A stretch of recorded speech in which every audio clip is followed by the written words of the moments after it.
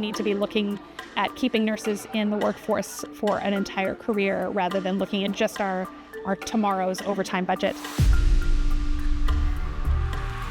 So a lot of people said in California and in Australia as well that you can't implement this in a nursing shortage, and they did. There's a saying that we don't have a nursing shortage, we have a shortage of nurses willing to work in the current working conditions. And so you improve those working conditions both through the promise of having adequate staffing, but also looking at all of those other working conditions that need to be in place. And these are all tied into nurse staffing as well, having safety for patients, safety for nurses, having the ability to take your breaks, to take a vacation. It makes it a lot more promising, a lot easier to want to take on either a part-time or a full-time line. What we heard from our friends in Australia and we're starting to see in BC is there is this snowball effect that once people see it starting to get better, then they talk to their friends and they talk to their friends. And there's nothing like word of mouth amongst nurses just to talk to each other. They'll say, hey, this unit over here, now that we have ratios, is doing so much better. And so then people want to work there. And then suddenly you have no vacancies. And it really is about creating that atmosphere of it's getting better. It's a long-term idea and a long-term project and a long-term plan is we need to be looking at keeping nurses in the workforce for an entire career rather than looking at just our tomorrow's overtime budget. Even though we are seeing on some units that are implementing ratios that overtime is going down because they have more regular staff. So it's showing the benefit already.